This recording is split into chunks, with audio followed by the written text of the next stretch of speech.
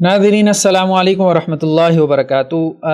शिर्क के ऊपर हम गुफ्तगू कर रहे थे और अभी हम शिर्क की अक़साम को कैटेगराइज़ कर रहे हैं। तो सबसे पहले हमने शिर्क फ़ी ज़ात पे कुछ गुफ्तगू की है। आज हम अपनी इस बहस को डिस्कशन को आगे बढ़ाते हुए शिर्क फ़ी सिफ़ात के हवाले से बहस करेंगे। तो शिर्क फ़ी ज़ात के हवाले से हमने गुफ्तगू की थी कि हिंदुओं में किस किस्म का शिर्क फ़ी ज़ात है, क्रिश्चियंस में किस तरह का शिर्क फ़ी ज़ात है और इसी तरह से मुसलमानों में किस तरह का शिर्क फ़ी ज़ात हमें मिल जाता है बाज़ मुसलमानों के अंदर जो कि सीधे रास्ते से हट गए। शिर्क फ़ी ज़ात के हवाले से हमने देखा है कि आम तौर पे जो उलमा हैं किसी भी स्कूल ऑफ थॉट के, उनके जो व्यूज़ हैं या उनके जो फतावा हैं, जो लीगल वर्डिक्ट्स हैं, वो बहुत मोहतात हैं। इवन कि हमने देखा था कि आला हज़रत जो कि बरेलवी स्कूल ऑफ थॉट के एक तरह से यहाँ पे नुमाइंदा शुमार होते हैं बरसगीर पाक व हिंद में, तो शिर्क फ़ी ज़ात की जब बात आती है तो वो भी निस्बतन मोहतात हो जाते हैं। उसके लिए आप तफसील से हमारा लास्ट लेक्चर देखें, उनके फतावा वगैरह के स्क्रीन शॉट्स, बल्कि स्क्रीन शॉट क्या, वो हमने किताब खोली होती है, वो हमने दिखा दिए। आज हम बहस को आगे चलाते हैं शिर्क फ़ी सिफ़ात के हवाले से। अच्छा, शिर्क फ़ी सिफ़ात के हवाले से हमारे यहाँ जो है वो हम देखते हैं कि बरेलवी स्कूल ऑफ थॉट में काफ़ी कुछ जो है ना वो नरमी पाई जाती है और इस चीज़ को हम डिस्कस करते हैं। यानी शिर्क फ़ी ज़ात के हवाले से वहाँ जो उनके उलमा हैं वो तो मोहतात हैं, जैसे अहमद रज़ा ख़ान साहब आम तौर पे सवालात को अवॉइड कर देंगे या कुछ तावीलात वगैरह करके बात को सीधे रास्ते पे डालने की कोशिश करेंगे, अगरचे कहीं कहीं वहाँ पे भी उनको लगता है कि गलती लगी है और बहुत बड़ी गलती लगी है, उसकी तरफ हमने इशारा किया। लेकिन शिर्क फ़ी सिफ़ात में तो ऐसे लगता है कि वो तावील करने पे भी आमादा नहीं है और एक सोचा समझा अकीदा है और वो उन्होंने इख्तियार किया। तो आम बरेलवी हजरात में हमने कहा था कि शिर्क फ़ी ज़ात बहुत मिल जाता है और उसकी वजह ये है कि उन्होंने अपने अहमद रज़ा ख़ान साहब को, आला हज़रत को नहीं पढ़ा, स्टडी नहीं किया। लेकिन यह है कि शिर्क फ़ी सिफ़ात जो है ना ये आम बरेलवी हजरात में भी आपको मिलेगा और अहमद रज़ा ख़ान साहब के यहाँ भी हमें बहुत सी ऐसी चीज़ें मिल जाती हैं कि जिसके ऊपर आप कह सकते हैं, यानी एक हमारा जो पॉइंट ऑफ व्यू है उसके मुताबिक, बल्कि और भी बहुत से लोगों का पॉइंट ऑफ व्यू है, वो हम दिखाएंगे इंशाअल्लाह से। हनफी स्कूल ऑफ थॉट में एक बहुत बड़ा जो है वो मसलक है देवबंद स्कूल ऑफ थॉट, उनका भी यही मौक़िफ़ है कि वो भी ऐसी बहुत सी चीज़ों को शिर्क फ़ी सिफ़ात में लेके आते हैं जिनको आला हज़रत जो है वो कहते हैं कि ये जायज़ है या इसकी इजाज़त है। तो बहरहाल आज हम शिर्क फ़ी सिफ़ात पे गुफ्तगू करते हैं और उसको थोड़ा सा समझने की कोशिश करते हैं कि इस हवाले से क्या इख्तिलाफ़ हुआ। जैसे हमने शिर्क फ़ी ज़ात के हवाले से बात की थी कि उसमें क्या इख्तिलाफ़ हुआ, फिर हम आगे चलेंगे। अभी हमारी असल बहस रहती है वो है कुरान में जो शिर्क है, कुरान ने शिर्क का क्या तस्वुर दिया, वो असल में हमारा जो है वो मरकज़ी नुक्ता होगा इस सारे शिर्क के जितने भी एपिसोड्स हैं उनका। कुछ थोड़ी बहुत बातें साथ साथ आती जाएंगी कुरान के हवाले से भी, हदीस के हवाले से भी। अच्छा, ये हम एक स्लाइड दिखाते हैं। स्लाइड में ज़रा ये होता है कि हम एक ट्री चार्ट बना देते हैं, उससे ज़रा चीज़ें जो है ना वो जहन में आसानी से बैठ जाती हैं, एक नक्शा सा बन जाता है, चीज़ों को ग्रिप करने में आसानी रहती है। अच्छा, शिर्क फ़ी ज़ात से हम नेक्स्ट स्लाइड पे आ गए, शिर्क फ़ी सिफ़ात। शिर्क फ़ी सिफ़ात के हवाले से देखें, नीचे जो है वो 4 बातें मैंने की हैं। कदीम, ज़ाती, लामहदूद, गैर फ़ानी। कदीम के मुकाबले में हादिस, ज़ाती के मुकाबले में अताई, लामहदूद के मुकाबले में महदूद, गैर फ़ानी के मुकाबले में फ़ानी। ये क्यों लिखा है? देखें, शिर्क फ़ी ज़ात में भी हमने ये बात यहाँ से शुरू की थी कि देखें शिर्क फ़ी ज़ात की कुछ सूरतें ऐसी हैं कि जिनमें इत्तिफ़ाक़ है कि ये जायज़ नहीं है, ये अलाउड नहीं है, और अक्सर व बेशतर शिर्क फ़ी ज़ात की सूरतें ऐसी हैं जिनमें कंसेंसस हो गया उम्मत का। कुछ थोड़ी बहुत सूरतों में इख्तिलाफ़ हुआ और उसमें हमने कहा था कि जो शिर्क फ़ी ज़ात में मुब्तला होते हैं तो वो ऐसे शिर्क में मुब्तला हैं कि जो दार इस्लाम से भी खारिज कर देता है और जिसकी वजह से इंसान दायमी तौर पे जहन्नुम में चला जाता है या उसको दायमी तौर पे जहन्नुम में जाने की वईद सुनाई गई है। अब नेक्स्ट मामला आ गया शिर्क फ़ी सिफ़ात। शिर्क फ़ी सिफ़ात में भी इख्तिलाफ़ हुआ کچھ چیزیں تو ایسی ہیں جس کو سب کہہ رہے ہیں کہ یہ شرک فی الصفات ہے، جیسے وہاں پہ شرک فی الذات میں تھا کہ کچھ چیزیں ایسی ہیں جس کو سب کہہ رہے ہیں کہ یار شرک فی الذات ہے، یہاں پہ بھی شرک فی الصفات میں بھی کچھ چیزوں کے اوپر ایگریمنٹ ہو گیا، اتفاق ہو گیا تمام مسالک کا، تمام مکاتب فکر کا، لیکن کچھ چیزوں میں اختلاف ہو گیا۔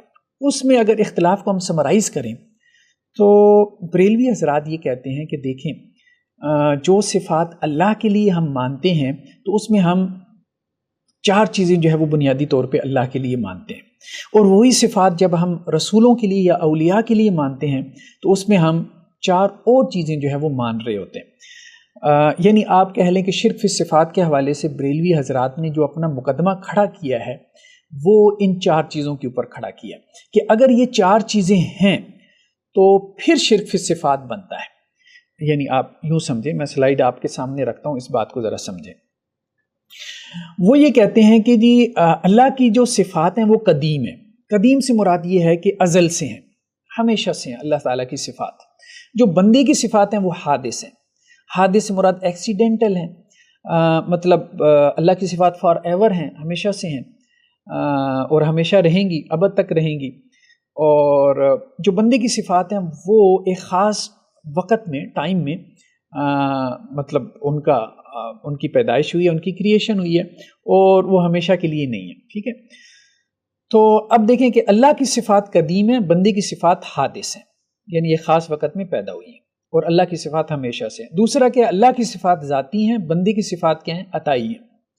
تیسرا کیا، اللہ کی صفات لامحدود ہیں، ٹھیک ہے، یعنی ان میں انفینٹی ہے، اور بندے کی صفات کیا ہیں، محدود ہیں۔ چوتھا، اللہ کی صفات غیر فانی ہیں، یعنی کبھی فنا نہیں ہوگا، کبھی ختم نہیں ہوں گی، اور بندے کی صفات کیا ہیں، فانی ہیں، یعنی بندہ ختم تو اس کی صفات بھی ختم۔ تو بریلوی حضرات جو ہیں وہ یہ کہتے ہیں کہ اگر یہ باتیں آپ مان لیتے ہیں کہ اللہ تعالیٰ کی صفات قدیم ہیں، بندے کی حادث ہیں، اور اللہ کی صفات جو ہے وہ غیر فانی ہیں، بندے کی فانی ہیں، اور اسی طرح سے اللہ کی صفات لامحدود ہیں، بندے کی محدود ہیں، اور اللہ کی صفات ذاتی ہیں، بندے کی عطائی ہیں، تو پھر جس قسم کی بھی آپ صفت مان لیں، جس طرح سے بھی مان لیں، تو شرک نہیں ہوتا۔ یہ بریلوی حضرات کا مقدمہ ہے۔ دوسرے حضرات کہتے ہیں کہ نہیں، اور ان 4 چیزوں کا آپ فرق بھی کر رہے ہو، خالق میں اور بندے میں، اللہ میں اور بندے میں، ان 4 اعتبارات سے فرق بھی کر رہے ہیں، تو پھر بھی شرک ہو جاتا ہے، پھر بھی شرک ہو جاتا ہے۔ اس بات کو ذرا ہم تھوڑا سا سمجھتے ہیں۔ اعلیٰ حضرت جو احمد رضا خان بریلوی صاحب ہیں، ان کے بیانات سے کہ وہ اس حوالے سے کیا کہتے ہیں، اس سے ہمیں یہ بات سمجھنے میں مدد ملے گی کہ اصل میں بنیادی جو ہے وہ اختلاف ہے کیا۔ ہمارے سامنے اس وقت جو ہے یہ فتاوی رضویہ ہے، اس کی جلد نمبر وہی 29 ہے، 29، اور پیج نمبر بھی ہم آپ کو دکھا دیتے ہیں۔ یہ نیچے جو ہے وہ آپ دیکھ رہے ہیں کہ دعوت اسلامی کا جو ہے ان کی IT مجلس آف دعوت اسلامی، یہ ان کی طرف سے پبلش شدہ ہے۔ اچھا، یہ 410 ہے پیج نمبر۔ یہاں پہ بیسیکلی سوال یہ ہوا ہے اعلیٰ حضرت سے کہ پہلے ہم سوال کو دیکھ لیتے ہیں، یہ تو آگے جواب آ گیا، پہلے ہم سوال کو دیکھ لیتے ہیں جو پچھلے پیج کے اوپر ہے۔ مسئلہ نمبر 147 کے تحت کیا فرماتے ہیں علماء دین اس مسئلہ میں کہ جناب رسول خدا صلی اللہ علیہ وسلم کو غیب کی باتیں معلوم تھیں یا نہیں؟ میاں مسائل کے 24ویں سوال کے جواب میں روایت فقہی ملا علی قاری کی شرح فقہ اکبر ہے، جاننا چاہیے کہ کوئی بات غیب کی انبیاء علیہ الصلوۃ والسلام نہیں جانتے تھے، مگر جس قدر کہ اللہ تعالیٰ ان کو کسی وقت کوئی چیز معلوم کرا دیتا تھا تو جانتے تھے۔ یعنی ایک بندے نے سوال کیا کہ رسول اللہ صلی اللہ علیہ وسلم غیب کی باتیں جانتے تھے یا نہیں جانتے تھے، اور ملا علی القاری مطلب فقہ حنفی کے ایک بڑے فقیہ ہیں، تو انہوں نے یہ لکھا ہے کہ اللہ کے رسول صلی اللہ علیہ وسلم کو جب غیب بتا دیا جاتا تھا تو جانتے تھے، اس کے علاوہ نہیں جانتے تھے۔ بہت مطلب معتدل موقف ہے، سب اس کو مانتے ہیں، کیا بریلوی، کیا دیوبندی، کیا اہل حدیث، سب اس کو مانتے ہیں، لیکن آگے بات ذرا کھلے گی، اس سے بات سمجھ میں آئے گی کہ اختلاف کیا ہے۔ پھر ملا علی قاری نے کیا لکھا ہے کہ جو کوئی اس بات کا اعتقاد کرے کہ رسول اللہ صلی اللہ علیہ وسلم غیب کی باتیں معلوم کر لیتے تھے، حنفیہ نے اس شخص پر صریح تکفیر کا حکم دیا ہے، ٹھیک ہے، یعنی اللہ کے بتانے سے تو رسول اللہ صلی اللہ علیہ وسلم کو علم حاصل ہو جاتا تھا غیب کا، لیکن یہ کہ آپ صلی اللہ علیہ وسلم جو ہے وہ خود سے غیب کا علم حاصل کر لیتے تھے، تو حنفی فقہا یہ کہتے ہیں کہ ایسا بندہ جو یہ عقیدہ رکھے وہ کافر ہو جاتا ہے کہ آپ صلی اللہ علیہ وسلم خود سے جو ہے وہ غیب کی باتیں جان لیتے تھے۔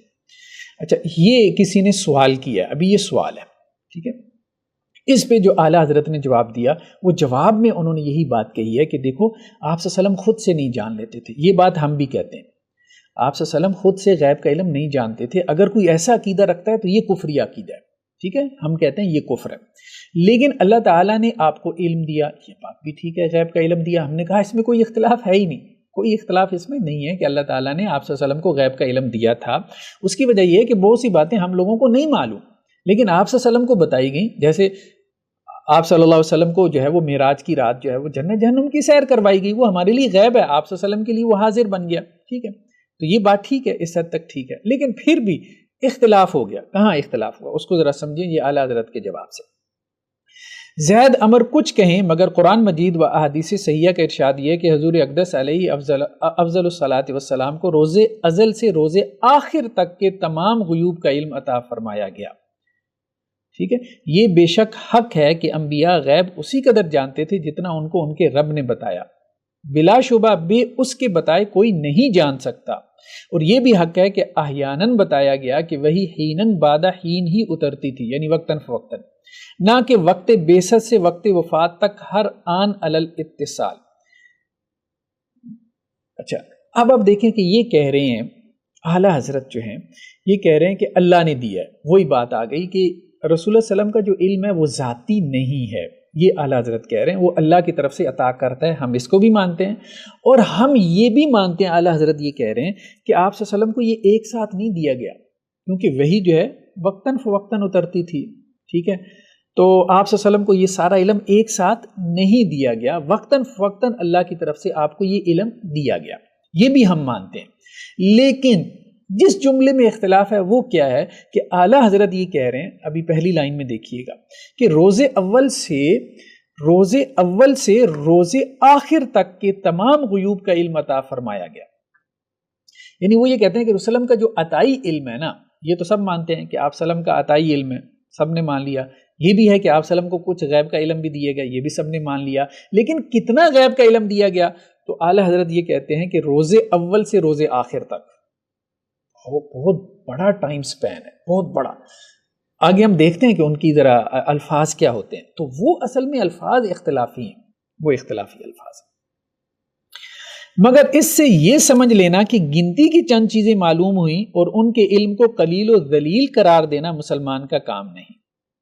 لیکن بات یہ ہے، دوسرے لوگ بھی یہ نہیں کہتے کہ گنتی کی چند چیزیں معلوم ہیں آپ صلی اللہ علیہ وسلم کو، دوسرے لوگ بھی نہیں کہتے، اب آپ دوسرے لوگوں کا مقدمہ خود سے نہ بیان کریں، یہ بات غلط ہے، اور کوئی بھی اللہ کے رسول کے علم کو قلیل و ذلیل نہیں کرتا ہے، یہ اس طرح سے تہمت نہیں لگانی چاہیے ہمیں، جو مسلمان ہیں کلمہ گو ہیں، دیکھیں بات یہ وہ بھی کہتے ہیں کہ آپ صلی اللہ علیہ وسلم کا علم تمام مخلوق سے زیادہ ہے، ٹھیک ہے، دیوبند و اہل حدیث سب یہ کہتے ہیں تمام مخلوق کے علم سے آپ صلی اللہ علیہ وسلم کا علم زیادہ ہے، لیکن انہیں آپ کے ساتھ کہاں پہ اختلاف ہے؟ وہ آپ کے جو اگلے جملے ہیں ان سے ان کو اختلاف ہے، دیکھیں وہ جملے اصل میں شرک پیدا کرتے ہیں ان کے نزدیک۔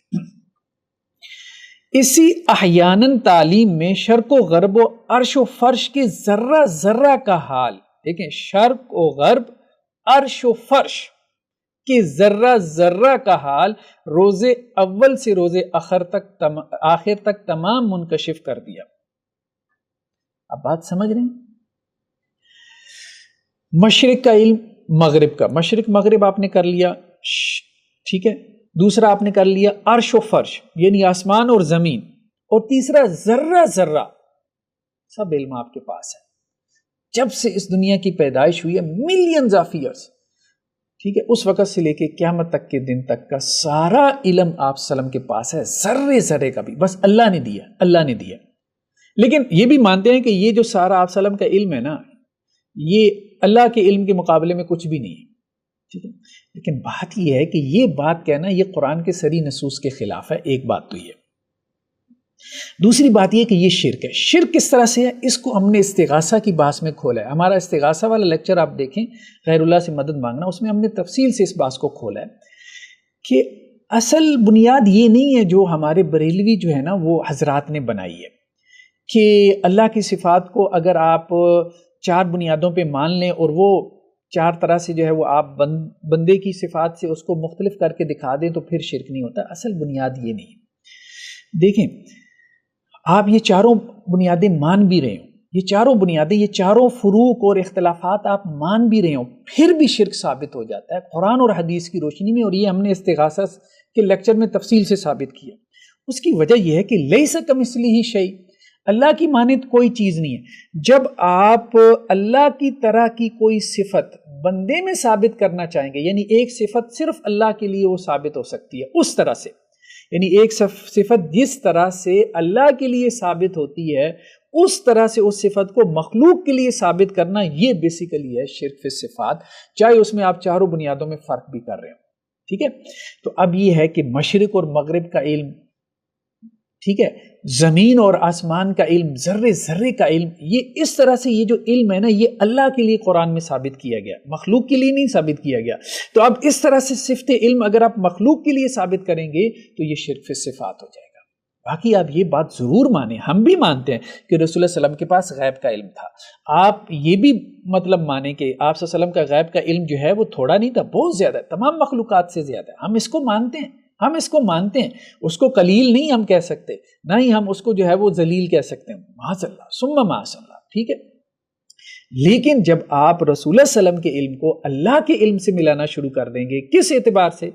آپ کہہ رہے ہیں جی ہم نے نہیں ملایا کیونکہ اللہ کا علم ذاتی ہے اور رسول صلی اللہ علیہ وسلم کا علم جو ہے وہ عطائی ہے۔ دیکھیں بات یہ ہے، اللہ تعالیٰ نے کہہ دیا لیس کمثلہ شیء، اللہ کی جو صفات ہیں، اللہ کی جو صفات ہیں جس طرح سے اللہ کے لیے ثابت ہوتی ہیں، وہ بندوں کے لیے اس طرح سے وہ صفات ثابت ہوتی ہی نہیں ہیں۔ اللہ تعالیٰ بھی دیکھتا ہے، بندہ بھی دیکھتا ہے، یہ بات تو ٹھیک ہے، یہ تو شرک نہیں ہے کہ اللہ بھی دیکھتا ہے بندہ بھی دیکھتا ہے، ایک صفت اللہ کے لیے ثابت کر رہے ہیں، ایک آپ بندے کے لیے بھی ثابت کر رہے ہیں، ہم کہہ رہے ہیں یہ تو شرک نہیں ہے۔ اللہ تعالیٰ عالم الغیب ہے، رسول بھی عالم الغیب ہے، ٹھیک ہے، اس سے تو شرک نہیں ہوتا، ہم بھی کہہ رہے ہیں اس سے شرک نہیں ہوتا۔ لیکن جب آپ رسول کا علم غیب اس طرح سے ثابت کریں گے جس طرح سے اللہ کا علم غیب ہوتا ہے تو پھر شرک آئے گا۔ اسی طرح اللہ تعالیٰ سمیع ہے، بندہ بھی سمیع ہے، اللہ تعالیٰ سنتا ہے، بندہ بھی سنتا ہے، اس سے تو شرک نہیں ہوتا، ٹھیک ہے۔ لیکن جب آپ جس طرح سے اللہ کے لیے صفت سماعت ثابت ہے کہ اللہ تعالیٰ جہاں چاہتا ہے بندے کی سن لیتا ہے اور ایک وقت میں اللہ تعالیٰ سب کی سن لیتا ہے، اگر اس طرح سے آپ یہ صفت سماعت جو ہے وہ رسول کے لیے ثابت کریں گے، وہ بھی ان کی دنیا سے چلے جانے کے بعد کہ وہ اپنی قبر میں ہیں، یا اولیاء اللہ کے لیے ثابت کریں گے اس طرح کی صفت سماعت کہ جہاں سے چاہیں جو ہے وہ کسی کی بھی آواز سن سکتے ہیں اور جتنے ان کو پکاریں سب کی سنتے ہیں، تو یہ آپ جو ہے وہ صفت سماعت میں شرک کر رہے ہیں، کھلم کھلا شرک کر رہے ہیں۔ یہ اصل میں اختلافی نقطہ ہے، اس کو سمجھنے کی کوشش کریں۔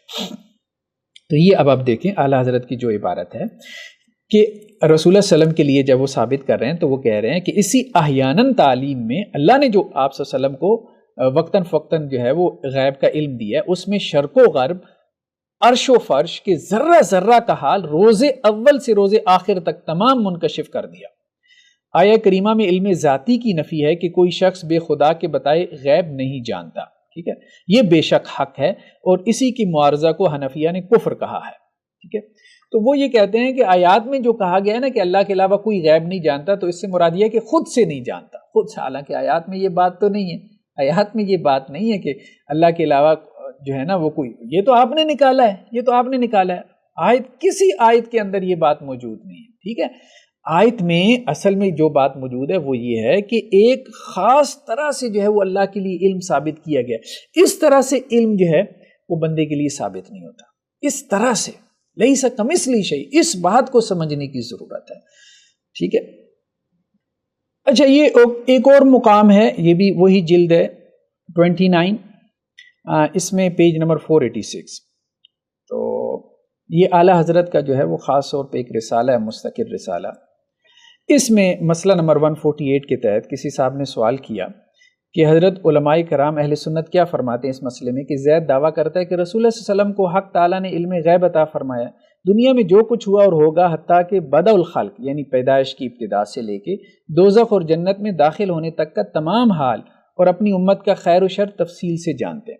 وہی بات آگے، پیدائش سے لے کے جو ہے وہ بدء الخلق سے لے کے دوزخ اور جنت تک آپ صلی اللہ علیہ وسلم جو ہے وہ علم جانتے ہیں، اپنی امت کا ہر خیر اور شر جانتے ہیں، ٹھیک ہے۔ دوسری طرف بکر اس عقیدے کو کفر و شرک کہتا ہے، ٹھیک ہے، مطلب زہد کا یہ عقیدہ ہے اور بکر کہتا ہے کہ بھائی یہ کفر اور شرک ہے۔ کیوں کفر اور شرک ہے؟ وہ کہتا ہے کہ جی حتیٰ کہ آپ صلی اللہ علیہ وسلم کو اپنے خاتمے کا حال بھی معلوم نہ تھا، ٹھیک ہے، کہ آپ نے کب فوت ہونا یہ بھی آپ صلی اللہ علیہ وسلم کو معلوم نہیں تھا۔ اور اپنے اس دعوے کی دلیل میں وہ تقویت الایمان کی باتیں پیش کرتا ہے اور کہتا ہے کہ رسول اللہ علیہ وسلم کی نسبت یہ عقیدہ کہ آپ کو علم ذاتی تھا، خواہ یہ کہ خدا نے عطا فرما دیا تھا، دونوں طرح شرک ہے. ٹھیک ہے، تو اب وہ یہ پوچھ رہے ہیں کہ جی آپ ہمیں بتائیں کہ کس کا عقیدہ ٹھیک ہے. ایک وہ جو کہتا ہے کہ آپ صلی اللہ علیہ وسلم کو ہر چیز کا علم تھا، پیدائش کی ابتدا سے لے کے جنت جہنم میں کون جائے گا، ہر چیز کا علم. اور ایک بندہ کہتا ہے کہ نہیں، اس طرح سے جو ہے وہ عقیدہ جو ہے وہ شرکی عقیدہ ہے، بھلے آپ یہ کہیں کہ یہ سارا علم اللہ نے عطا کیا تھا. کیوں؟ کیونکہ آپ نے اللہ کی صفت کی مثل جو ہے وہ بندے میں وہ ثابت کر دی. یہ ایسی ہے جیسے آپ کہیں کہ اللہ نے اپنے اختیارات بندوں میں تقسیم کر دیا. اللہ کہ اللہ تعالیٰ تو یہ نفی کرتا ہے. ٹھیک ہے، اللہ تعالیٰ تو اس کی نفی کرتا ہے کہ اللہ تعالیٰ اپنے اختیارات بندوں میں تقسیم نہیں کرتا. تو اس طرح سے یہ بات بہت اہم ہے. اچھا، اب اس میں انہوں نے کہا بھی ہے کہ جی فلاں دیوبندی عالم دین جو ہے نا وہ اس طرح کا عقیدہ رکھتے ہیں. ٹھیک ہے، تو کہنے کا مقصد یہ ہے کہ اگر کسی اہل حدیث عالم دین نے یا دیوبندی عالم دین نے کوئی ان کی ایسی عبارت ہے کہ جس کے الفاظ جو ہے وہ مناسب نہیں ہے، غیر مناسب الفاظ ہے، کوئی اہل حدیث عالم دین ہے، دیوبندی عالم دین ہے، تو ہم یہی کہیں گے کہ بھائی وہ غیر مناسب الفاظ نکال دینے چاہیے. وہ اہل حدیث ہوں یا دیوبندی حضرات ہوں، ان کو اپنی کتابوں سے، بڑوں کی کتابوں سے وہ الفاظ نکال دینے چاہیے. اگر ان کو اعتراض ہو رہا ہے، بھلے وہ دیوبندی علماء کی نیت وہ نہیں تھی توہین کی یا گستاخی کی، ظاہری بات ہے کوئی مسلمان کیسے یہ جو ہے وہ کر سکتا ہے، ارادہ کر سکتا ہے یا سوچ بھی سکتا ہے کہ رسول اللہ کی شان میں گستاخی کرے گا. ٹھیک ہے، اب دیکھیں نا کہ جیسے انہوں نے یہ بات یہاں پہ کہی ہے کہ گنگوہی جو ہیں وہ اپنی کتاب، یہ رشید احمد گنگوہی، یہ دیوبندی حضرات کے بڑے مفتی ہیں، اپنی کتاب براہین قاطعہ کے صفحہ 47 پہ یوں لکھتا ہے کہ شیطان کو وسعت علم نص سے ثابت ہوئی،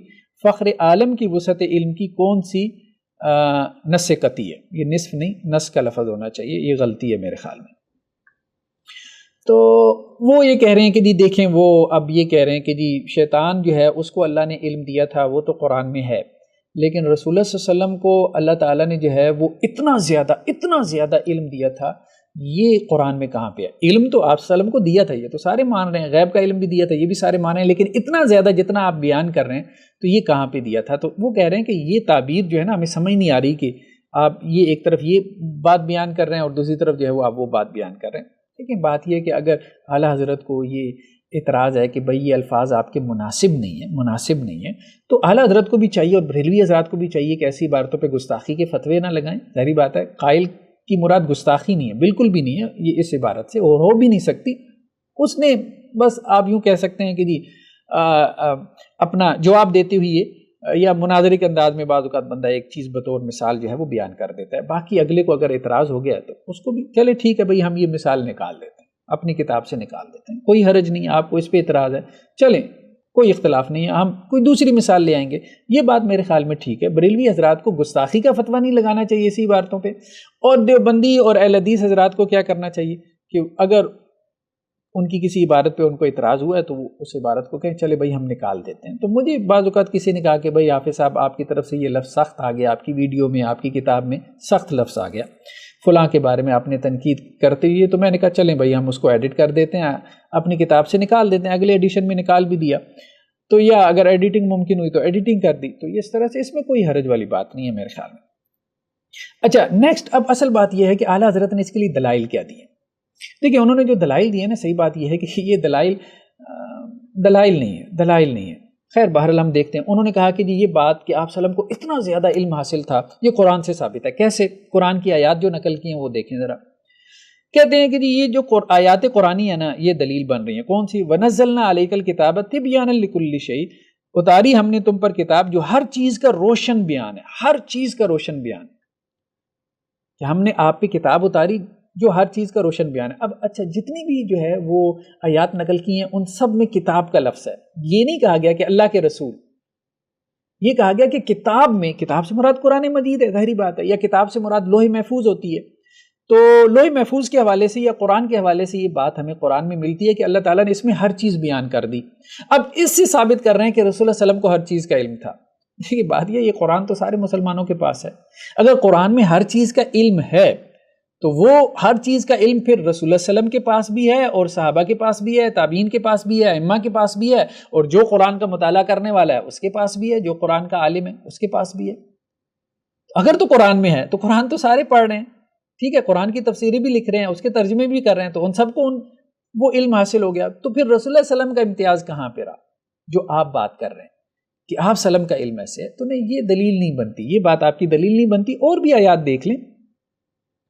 ٹھیک ہے، ما کان حدیث یفترا، یہاں پہ بھی کیا ہے، قرآن وہ بات نہیں ہے جو بنائی جائے، بلکہ اگلی کتابوں کی تصدیق ہے اور ہر شے کا صاف جدا جدا بیان ہے. کون؟ قرآن. ما فرطنا فی الکتاب من شیء، ہم نے کتاب میں کوئی شے اٹھا نہیں رکھی، یعنی ہر چیز ہم نے کتاب میں بیان کر دی ہے. تو یہ وہی ہے، کتاب کی جو ہے وہ بات ہے. اسی طرح آگے بھی دیکھیں، وَكُلُّ صَغِيرٍ وَكَبِيرٍ مُسْتَطَرٍ، ہر چھوٹی بڑی چیز لکھی ہوئی ہے. اب ہر چھوٹی بڑی چیز لکھی ہوئی ہے مطلب لوح محفوظ ہے نا، خود اوپر کہہ رہے ہیں. ٹھیک ہے، ٹھیک ہے. اب یہ بھی قرآن عظیم سے پوچھ دیکھیے کہ لوح محفوظ میں کیا لکھا ہوا ہے. ٹھیک ہے، یہ بھی لوح محفوظ میں. پھر انہوں نے جو احادیث سے استدلال کیا نا، اس کو بھی ہم دیکھتے ہیں. پھر کیا، وَكُلَّ شَيْءٍ أَحْصَيْنَاهُ فِي إِمَامٍ مُبِينٍ، ہر شے ہم نے ایک روشن پیشوا میں جمع کر دی ہے. ٹھیک ہے، یہاں پہ بھی مراد لوح محفوظ ہے. آگے کیا ہے، وَلَا حَبَّ فِي ظُلُمَاتِ الْأَرْضِ وَلَا رَطْبٍ وَلَا يَابِسٍ إِلَّا فِي كِتَابٍ مُبِينٍ، کوئی دانہ نہیں زمین کے اندھیریوں میں، اور نہ کوئی تر اور نہ کوئی خشک، مگر یہ کہ سب ایک روشن کتاب میں لکھا ہے. اب یہ قرآن کے بارے میں یا لوح محفوظ کے بارے میں بات ہے. ٹھیک ہے، اس سے مراد رسول اللہ صلی اللہ علیہ وسلم کا علم نہیں ہے. ٹھیک ہے، قرآن جو ہے وہ آپ صلی اللہ علیہ وسلم پہ نازل ہوا. ٹھیک ہے، تو آپ صلی اللہ علیہ وسلم جو ہے کے پاس قرآن کا علم ہے. ٹھیک ہے، اس میں کوئی شک نہیں ہے. تو اس سے یہ استدلال کرنا کہ قرآن میں ہر چیز موجود ہے، دیکھیں یہ بات ٹھیک نہیں ہے. ان آیات کا یہ مفہوم ہے ہی نہیں. یہ جو آیات ہے نا کہ قرآن میں ہر چیز کا بیان ہے، تو اب ہم پھر ہر چیز کا، ہر سوال کا جواب قرآن سے کیوں نہیں ڈھونڈتے؟ مجھے بتائیں نا. پھر یہ آپ یہ کیوں کہتے ہیں کہ ایک مسئلہ قرآن میں نہیں ہے تو ہم حدیث کی طرف چلے جاتے ہیں، اور ایک مسئلہ جب حدیث میں نہیں ملتا تو ہم اجماع کی طرف جاتے ہیں، اور ایک مسئلہ اجماع میں نہیں ملتا تو ہم قیاس کی طرف جاتے ہیں، اور اگر قیاس میں بھی نہیں ملتا تو ہم قول صحابی کی طرف جاتے ہیں کہ صحابہ کا فتویٰ کیا ہے، اور اگر صحابہ کے فتویٰ میں بھی نہیں ملتا، اب صحابی کے فتویٰ کیا قرآن ہے؟ کہنے کا مقصد یہ کہ اگر ہر چیز قرآن میں تھی تو قول صحابی سے جو ہے وہ فتویٰ کیوں پکڑا جاتا ہے؟ ہر مسلک کے اندر قول صحابی کو دلیل بنایا جاتا ہے کہ ہاں بھئی اس مسئلے میں قرآن اور حدیث میں کوئی بات نہیں مل رہی، چلیں قول صحابی سے لے لیتے ہیں، صحابی کا فتویٰ لے لیتے ہیں، پھر مصلحت سے لے لیتے ہیں، پھر استحسان سے لے لیتے ہیں حنفیہ کے نزدیک. ٹھیک ہے، اب جن لوگوں نے اصول فقہ پڑھی ہے ان کو یہ بات سمجھ میں آ رہی ہوگی. تو کہنے کا مقصد یہ ہے کہ ہر چیز قرآن میں، یہ ایک عمومی بات ہے کہ اللہ تعالیٰ نے کہی ہے کہ ہر چیز کی اصول اللہ نے قرآن میں بیان کر دی ہے، بنیادیں بیان کر دی ہیں، باقی تفصیلات تو قرآن میں نہیں ہیں. قرآن میں ہر چیز کی تفصیلات نہیں ہیں، یہ بات تو بالکل واضح ہے. تمام مفسرین نے ان آیات کی یہی تشریح کی ہے سوائے ابن حزم ظاہری کے. اور ابن حزم ظاہری جو ہے وہ آپ ان کو کیا مانتے ہیں؟ تو کہنے کا مقصد یہ، رحمہ اللہ، کہنے کا مقصد یہ ہے کہ یہ اس طرح سے قرآن کی آیات کی تفسیر بھی ٹھیک نہیں ہے کہ قرآن میں ہر چیز کا بیان ہے. قرآن میں ہر چیز کے بیان سے مراد یہی ہے کہ اللہ نے ہر چیز کے اصول و ضوابط، بنیادی باتیں اللہ نے ہر چیز کے حوالے سے قرآن میں بیان کر دی ہیں، باقی تفصیلات پھر بعض اوقات آپ کو احادیث میں ملتی ہیں. ٹھیک ہے، جیسے جو ہے وہ اب کوئی بندہ کہے کہ جی نماز کی تفصیل، پوری نماز ذرا قرآن سے نکال کے دکھاؤ، نکالیں گے؟ کہاں سے نکالیں گے؟ مطلب یہ ہے کہ ایسے نہیں ہے نا، قرآن میں ہر چیز کا بیان نہیں ہے، یہ بات غلط ہے. تو یہ بات دلیل نہیں بنتی. دوسرا انہوں نے حدیث کو دلیل بنایا. حدیث میں کیا ہے کہ یہ انہوں نے جو ہے وہ کچھ روایات لے کے آئے ہیں، صحیحین کہہ رہے ہیں، بخاری اور مسلم میں حضرت حذیفہ سے روایت ہے کہ رسول اللہ صلی اللہ علیہ وسلم نے ایک بار ہم میں کھڑے ہو کے جو ہے وہ ابتدا سے، مطلب جب سے دنیا قائم ہوئی اس سے وقت سے لے کے قیامت تک جو کچھ ہونے والا تھا، آپ صلی اللہ علیہ وسلم نے سب کچھ جو ہے وہ بیان کر دیا اور آپ نے کچھ بھی نہیں چھوڑا. لیکن آگے الفاظ کیا ہیں، حافظہ من حافظہ ونسیہ من نسیہ، یعنی اس کا ترجمہ انہوں نے کیا کیا، جس سے یاد رہا، جو بھول گیا. میں یہ نہیں کہہ رہا کہ ترجمہ غلط کیا ہے، ترجمہ ٹھیک کیا ہے، میں نے ویسی ذرا زور دینے کے لیے کہ ان کے ترجمے کے اوپر ذرا غور کریں کہ یہ حدیث دلیل نہیں بنتی. ان کے ترجمے کو سامنے رکھیں اعلیٰ حضرت کے. باقی دیکھیں ہم اختلاف کرتے ہیں اور ہمارے دوست بھی کہتے ہیں کہ حافظ صاحب آپ کی یہ اچھی بات ہے کہ آپ احترام کے ساتھ، پورے احترام کے ساتھ جو ہے وہ اختلاف کرتے ہیں. باقی دیکھیں جی اعلیٰ حضرت صاحب کے اندر جو غلطیاں ہیں ہم ان کی طرف بھی توجہ دلاتے ہیں، اور ان میں جو سختی ہے ہم اس کی طرف بھی جو ہے وہ توجہ دلاتے ہیں، اور جو دوسرے لوگوں کے اندر سختی ہے ہم اس کی طرف بھی جو ہے وہ توجہ دلاتے ہیں. ٹھیک ہے، تو اعلیٰ حضرت جس طرح سے لوگوں کے اوپر فتوے لگاتے ہیں کفر کے، جیسے میں کسی وقت میں آپ کو دکھاؤں گا، ابھی میں صبح ہی مطالعہ کر رہا تھا کہ سر سید احمد خان بھی کافر اور اس کے سارے فالورز کافر، تو اس طرح سے وہ پوری جماعتوں کو کافر بنا دیتے ہیں. شاید پیچھے کسی جو ہے نا وہ توسل والے اس ایپیسوڈ میں ہم نے اس پہ گفتگو بھی کی تھی اور ان کے ایسے فتاوی دکھائے بھی تھے۔ اسی طرح سے ہمارے ہاں بعض اہل حدیث حضرات بھی سب کو جو ہے وہ کافر اور مشرک بنا دیتے ہیں۔ تو کہنے کا مقصد یہ ہے کہ ہمارا مقصود ان باتوں سے یہ نہیں ہے کہ ہم نے لوگوں کو کافر اور مشرک بنانا ہے، ہم نے یہ بتانا ہے کہ بھئی کیا کفر ہے کیا شرک ہے، اس میں جو ہے نا کوئی دو رائے نہیں ہونی چاہیے اور نہ ہی کچھ کمپرومائز کرنا چاہیے۔ اگر آپ کو یہ بات سمجھ میں آ رہی ہے قرآن سے حدیث سے کہ یہ کفر ہے یہ شرک ہے، تو بالکل ڈنکے کی چوٹ اس کو کہیں یہ کفر ہے یہ شرک ہے، اور جو کفر اور شرک کا ارتکاب کرتا ہے، کفر اکبر ہو شرک اکبر، وہ دائرہ اسلام سے خارج ہو جاتا ہے۔ یہ بات تو اعلیٰ حضرت نے بھی لکھی ہے۔ اور جو کفر اور شرک کا ارتکاب کرتا ہے وہ ہمیشہ ہمیشہ جہنم میں رہے گا، یہ بات بھی اعلیٰ حضرت نے لکھی ہے، اس پہ بھی سب کا اتفاق ہے۔ ہاں فلاں آدمی کسی کا نام لے کے آپ کہیں کہ یہ کافر ہے یہ مشرک ہے، تو ہم کہتے ہیں کہ اس حوالے سے احتیاط جو ہے وہ ضروری ہے۔ اس حوالے سے ہمارے لوگوں کو جو ہے نا وہ فتوے نہیں لگانے چاہیے۔ اعلیٰ حضرت نے بھی غلط کام کیا ہے جو سب کو جو ہے وہ کافر بنا دیا ہے، اور ہمارے ہاں بھی جو اعلیٰ حضرت کو کافر بناتے ہیں اور ان کے فالورز کو کافر اور مشرک بناتے ہیں، اور تو ہم کہتے ہیں کہ یہ نہ کریں۔ باقی آپ یہ بات ضرور کریں، وہ تو سب ہی کر رہے ہیں کہ بھائی یہ کفر ہے یہ شرک ہے، یہ کفر اور شرک کرنے سے جو ہے بندہ دائرہ اسلام سے خارج ہو جاتا ہے اور ہمیشہ ہمیشہ جہنم میں جائے گا۔ یہ تو ساری قرآن کی آیات کا ترجمہ ہے، یہ بھی نہیں بیان کرے گا تو پھر کیا کرے گا؟ خیر بہرحال تو یہ صحیح ہے ان کی روایت، یہ صحیح ہے ان کی روایت ہے جو اعلیٰ حضرت نے بیان کی ہے۔ اس میں ذرا اب آپ دیکھیں کہ وہ یہ کہہ رہے ہیں کہ آپ صلی اللہ علیہ وسلم نے ایک بار کھڑے ہو کے خطبہ دیا اور اس میں ابتدا سے لے کے قیامت تک آپ صلی اللہ علیہ وسلم نے جتنے بھی احوال تھے وہ سب بیان فرما دیے۔ دیکھیں وہ خطبہ کتنا لمبا ہوگا مجھے بتائیں۔ ابتدا سے لے کے قیامت تک کے تمام احوال آپ نے بیان فرمائے۔ آپ صلی اللہ علیہ وسلم نے ابتدا کم از کم بھی 10,000 سال تو اس دنیا کی ہے نا ایج، وہ آپ صلی اللہ علیہ وسلم نے ایک دن میں بیان کر دیے۔ پاسبل نہیں ہے یار، آپ کیسی باتیں بیان کر رہے ہیں، کیسی باتیں بیان کر رہے ہیں۔ اس سے مراد کیا ہوتا ہے؟ احادیث میں اس سے مراد جو ہے وہ ایک عمومی بات ہوتی ہے کہ آپ صلی اللہ علیہ وسلم نے اجمالی طور پہ، جیسے قرآن کے بارے میں آگے کہ ہر چیز قرآن میں ہے، تو ایک عمومی بات کر دی کہ عمومی طور پہ ہر چیز کو قرآن نے ٹچ کر دیا۔ تو آپ صلی اللہ علیہ وسلم نے بھی حضرت آدم سے لے کے اور قیامت تک کے جو احوال تھے وہ اللہ تعالیٰ نے مختصراً، ٹھیک ہے، جیسے ہم بعض اوقات جو ہے وہ ایک 10 گھنٹے کا لیکچر کیا کرتے ہیں، ہم اس کو 10 منٹ میں سمیٹ لیتے ہیں، پوائنٹس بیان کر دیتے ہیں، تو ہر چیز اس کو یہی کہتے ہیں کہ آپ نے ہر چیز بیان کر دی، ٹھیک ہے۔ ہم جو ہے وہ 1000 صفحے کی کتاب کیا کرتے ہیں، ہم ایک صفحے میں لے آتے ہیں۔ تو آپ صلی اللہ علیہ وسلم تو جوامع الکلم تھے، تو آپ صلی اللہ علیہ وسلم نے اختصار کے ساتھ جو ہے وہ سب کچھ بیان کر دیا، ٹھیک ہے، حضرت آدم سے لے کے اور قیامت تک۔ اس سے مراد یہ نہیں ہے کہ ذرہ ذرہ بیان کر دیا، جو مطلب ایک ایک امتی کے بارے میں بتا دیا کہ یہ جنت میں جانے والا ہے یہ جہنم میں جانے والا ہے، ٹھیک ہے۔ تو یار آج 8 ارب جو ہے وہ امتی موجود ہیں، ایک ایک کے بارے میں آپ بتانا شروع کریں تو کیسے بتائیں گے؟ اور ایک خطبے میں تو یہ بات اس طرح سے جس طرح سے آپ تشریح کر رہے ہیں انٹرپریٹیشن، یہ بات جو ہے وہ عقل میں آنے والی نہیں ہے، عقل میں آنے والی نہیں ہے۔ پھر آپ یہ کہہ سکتے ہیں جی یہ میریکل ہے یہ معجزہ ہے، آپ یہ نہیں کہہ سکتے، اس لیے کہ آپ نے جو ترجمہ کیا اس کے مطابق یہ میریکل بنتا ہی نہیں ہے۔ یہ دیکھیں کہ یہ مان لیا، چلیں آپ کی تشریح مان لیتے ہیں کہ سب کچھ ہی بیان کر دیا، آپ نے کہا مائنر ڈیٹیلز بھی بیان کر دیں، معجزاتی طور پہ ایسا ہو گیا کہ آپ صلی اللہ علیہ وسلم نے ایک چھوٹے سے خطبے میں، آپ صلی اللہ علیہ وسلم کا خطبہ ویسے 20-25 منٹ کا ہوتا تھا، چلیں مان لیا کہ یہ 2 گھنٹے کا تھا 4 گھنٹے کا تھا، اس میں آپ صلی اللہ علیہ وسلم نے 10,000 سال میں جو کچھ ہو چکا جو ہونے والا تھا سب بیان کر دیا، اور یہ معجزہ تھا میریکل تھا، چلیں مان لیا۔ پھر آگے جو الفاظ ہیں جو آپ نے نقل کی ہیں، کیا جسے یاد رہا جو بھول گیا بھول گیا، یہ سارا علم تو آپ صلی اللہ علیہ وسلم نے صحابہ سے شیئر کر دیا، خود ہی آپ ترجمے میں کہہ رہے ہیں نا، کچھ لوگ بھول گئے کچھ نے وہ سارا یاد رکھا، تو جس نے یاد رکھا تو آپ صلی اللہ علیہ وسلم کا سارا علم اس کے پاس آ گیا، تو وہ بھی آپ صلی اللہ علیہ وسلم کی طرح اسی طرح سے جو ہے وہ عالم الغیب ہو گئے، تو آپ صلی اللہ علیہ وسلم کا امتیاز کہاں رہ گیا؟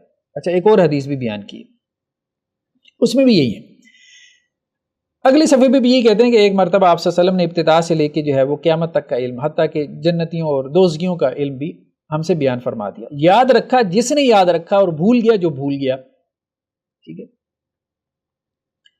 یہ بھی وہی بات ہے، حدیثوں میں تو یہ آ رہا ہے کہ کچھ لوگ بھول گئے اور کچھ نے وہ علم یاد کر لیا، جنہوں نے یاد کر لیا مجھے بتائیں تو وہ پھر سارا بیان کرتے راوی۔ چلیں آپ کہتے ہیں کہ جی انہوں نے سارا نہیں بیان کیا، لیکن یہ تو اب مانیں گے نا کہ وہ بھی رسول اللہ صلی اللہ علیہ وسلم کے ساتھ شریک ہو گیا اس علم میں، تو پھر رسول اللہ صلی اللہ علیہ وسلم کا کیا امتیاز رہ گیا؟ وہ سارا علم تو صحابہ کے پاس بھی آ گیا، اللہ کے بتانے سے رسول اللہ کے پاس آ گیا، رسول اللہ کے بتانے سے صحابہ کے پاس آ گیا، تو پھر آپ یہ بات کہیں کہ صحابہ کے پاس بھی وہ سارا علم تھا، ٹھیک ہے، جو رسول اللہ صلی اللہ علیہ وسلم نے ان کو دے دیا تو رسول اللہ کا امتیاز باقی نہ رہا، تو اس طرح سے تو آپ نے رسول اللہ صلی اللہ علیہ وسلم کے علم کو جو ہے وہ صحابہ کے علم پہ لے آئے۔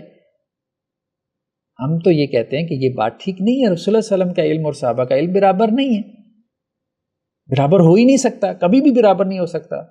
تمام صحابہ کا علم ایک طرف اور رسول اللہ صلی اللہ علیہ وسلم کا علم ایک طرف، کوئی نسبت ہی نہیں ہے، ٹھیک ہے۔ تو کہنے کا مقصد یہ ہے کہ آپ نے جو مقدمہ قائم کیا وہ مقدمہ بہت کمزور بنیادوں کے اوپر قائم کیا ہے اور یہ ٹھیک نہیں ہے۔ اب دیکھیں کہ ہمارے سامنے جو ہے نا یہ قرآن کی آیت ہے، اس کو ذرا یہ دیکھیں، یہ سورہ انعام ہے اور آیت نمبر 59، ٹھیک ہے۔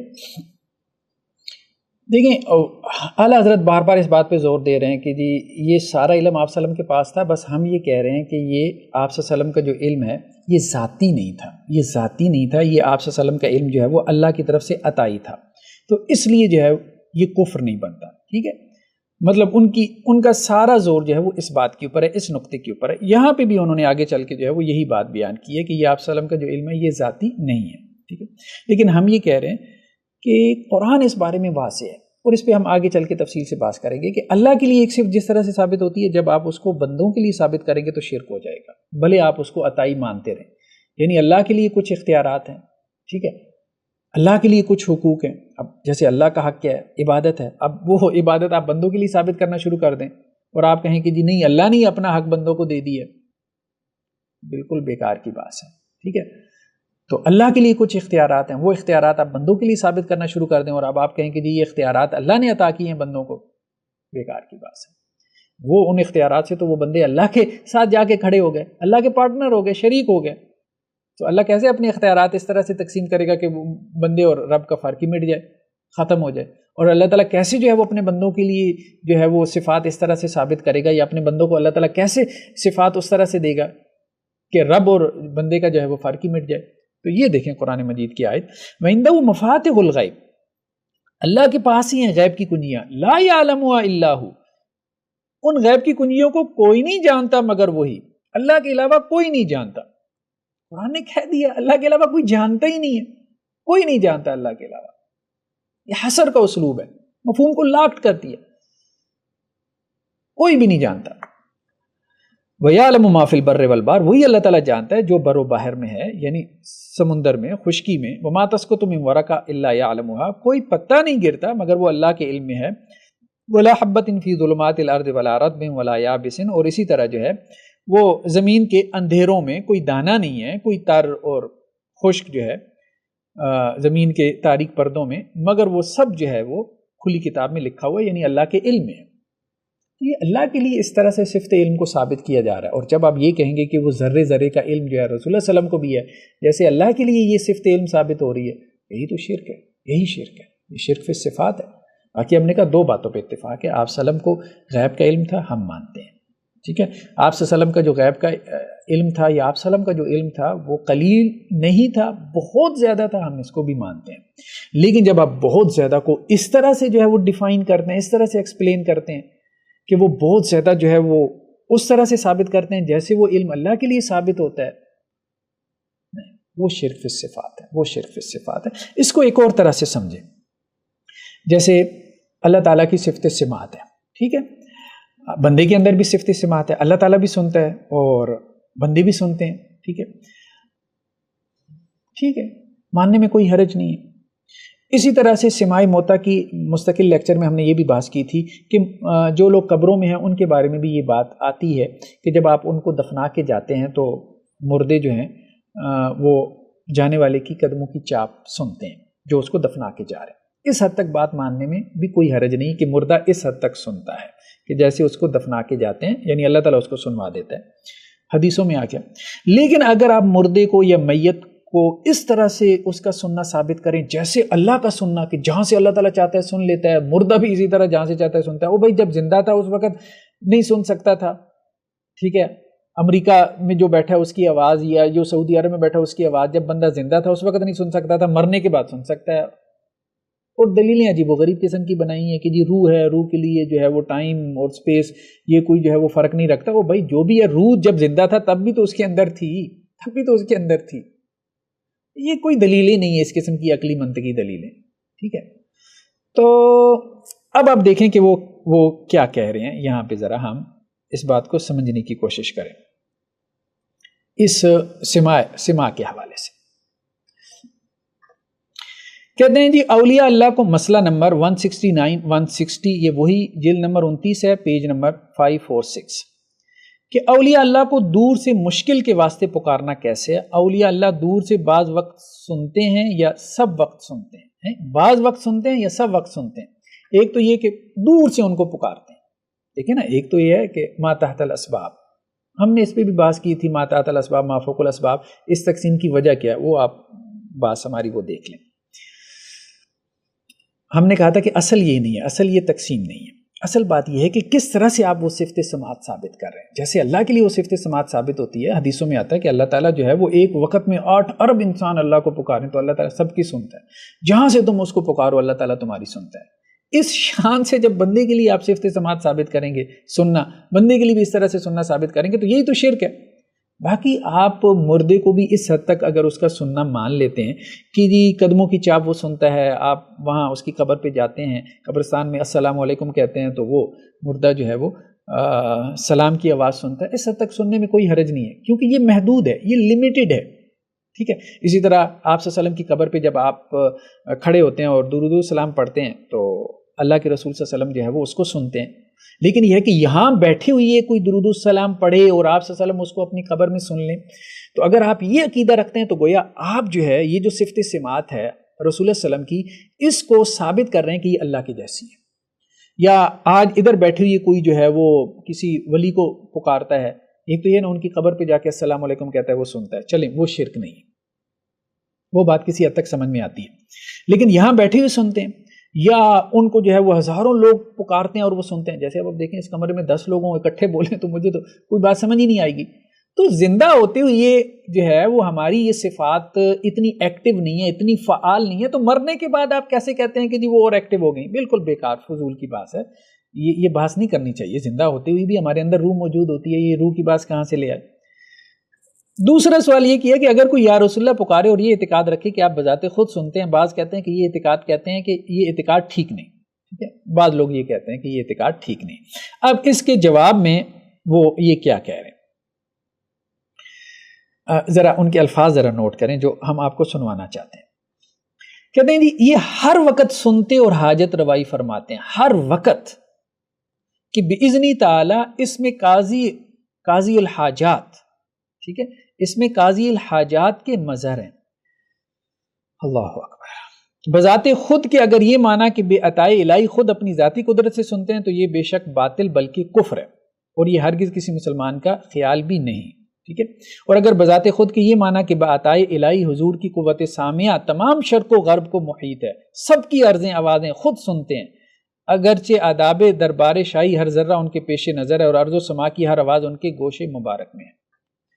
دیکھیں کہہ رہے ہیں کہ خود نہیں سنتے، اللہ نے ان کو یہ قوت سماعت دی ہے، یہ اگر مان لیں تو پھر آپ کہیں کہ جی رسول اللہ صلی اللہ علیہ وسلم شرق و غرب میں کوئی ان کو پکارے تو سنتے ہیں، اپنی قبر میں سب ایک مرتبہ میں پکارے تو سنتے ہیں، تو یہ ٹھیک ہے، اور ہر وقت میں سنتے ہیں، یہ بھی ٹھیک ہے۔ بالکل بیکار کی بات ہے، ہر وقت میں زندہ نہیں سنتا، سویا ہوا ہو تو وہ آپ کی بات سنتا ہے، ٹھیک ہے، نہیں سنتا۔ جاگا ہوا ہو تو مطلب 1 کلومیٹر 4 کلومیٹر 10 کلومیٹر دور سے پکارے تو سنتا ہے، نہیں سنتا۔ ایک وقت میں 100 لوگ آپ کو پکارے ہیں آپ کے سامنے، آپ اس کی آواز سمجھ جائیں گے؟ نہیں سمجھیں گے۔ یہ لیمیٹیشنز ہیں، یہی فرق ہے اصل میں کہ انسان کی صفات جو ہیں یہ آپ نے مطلب اس کے اوپر جو لیمیٹیشنز تھیں وہ آپ نے کیا کی؟ ہٹا دی، آپ نے لیمیٹیشن ہٹا دی انسان کی صفات میں، اور اب آپ نے ان صفات کو اس طرح سے ثابت کرنا شروع کر دیا جیسے وہ اللہ کے لیے ثابت ہوتی ہیں۔ کہ اللہ کے بارے میں قرآن میں آتا ہے کہ اسی طرح حدیث میں آتا ہے کہ اللہ تعالیٰ جو ہے وہ ایک وقت میں سارے لوگوں کی جو ہے وہ آوازیں سنتا ہے، جہاں سے تم اس کو پکارو اللہ تعالیٰ تمہاری شاہ رگ سے بھی زیادہ قریب ہے، ٹھیک ہے۔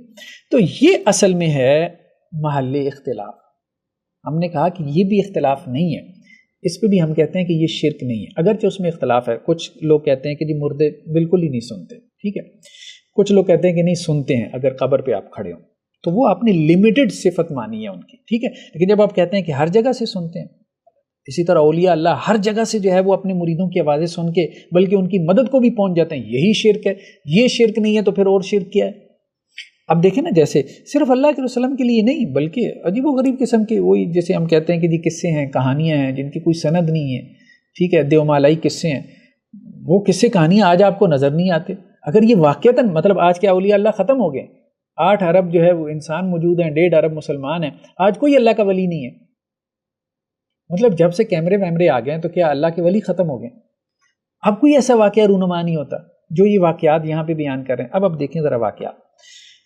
عبد الوہاب جو شہرانی ہیں انہوں نے اپنی کتاب میں لکھا ہے لواقح الانوار فی طبقات الاحیار، ٹھیک ہے. سیدی محمد غمری کہ ایک مرید جو ہے وہ بازار میں جا رہے تھے تو ان کے جانور کا پاؤں پھسلا، بآواز پکارا یا سیدی محمد یا غمری، ٹھیک ہے. سیدی محمد غمری جو ہے وہ ان کے ایک مرید جا رہے تھے تو ان کے جانور کا پاؤں پھسلا، یعنی جانور کے پاؤں پھسلنے پہ بھی اللہ کو نہیں پکار رہے. دیکھیں قرآن میں بار بار ہے اللہ کو پکارو، اللہ کو پکارو. وقال ربکم ادعونی استجب لکم، اللہ تعالیٰ کہہ رہے ہیں مجھے پکارو مجھے پکارو مجھے پکارو. یہاں دیکھیں مطلب ہر جگہ کہیں ولی کو پکارو، کہیں غوث اعظم کو پکارو، کہیں داتا صاحب کو پکارو، کہیں اللہ کے رسول کو پکارو. حالانکہ اللہ کے رسول صلی اللہ علیہ وسلم کی بھی یہ تعلیمات نہیں ہے اور اولیاء صالحین کی بھی یہ تعلیمات نہیں ہے کہ اللہ کو چھوڑ کے ہمیں پکارو، اور یہاں چھوٹی چھوٹی باتوں پہ ان کو پکار رہے ہیں. مطلب ان کی جتنی آپ دیکھیں قوالیاں دیکھ لیں، جتنی نعتیں دیکھ لیں، وہاں کہیں آپ کو نظر آتا ہے کہ اللہ کو پکارو. جتنی شاعری دیکھ لیں، اعلیٰ حضرت کی بھی آپ شاعری دیکھ لیں، ساری رسول اللہ علیہ وسلم کو پکارنے کے حوالے سے، اولیاء کو پکارنے کے حوالے سے. مطلب یہ تو آپ بھی مانتے ہیں نا کہ اصل اللہ کو پکارنا ہے، تو اللہ کو پکارنے کے حوالے سے آپ کے ہاں کتنی قوالیاں ہیں مجھے بتائیں. یا اللہ مدد کے اوپر جو ہے وہ کوئی قوالی نکال کے دکھائیں، یا اللہ مشکل کشا کے اوپر کوئی قوالی نکال کے دکھائیں. ساری حیرت علی کے اوپر بنی ہوئی ہیں، یا غوث اعظم پہ بنی ہوئی ہیں، یا داتا صاحب پہ بنی ہوئی ہیں، ٹھیک ہے، یا رسول اللہ صلی اللہ علیہ وسلم پہ جو ہے وہ بنی ہوئی ہیں. کہنے کا مقصد یہ ہے کہ یہ سب کیا ہے، یہ سب کیا ہے؟ سارے نبی تیرے در کے سوالی. یہ اللہ کے بارے میں آپ کیوں نہیں کہتے؟ اللہ کے حوالے سے ایسی کیوں کوئی نعت جو ہے کیوں نہیں جو ہے وہ لے کر آتے؟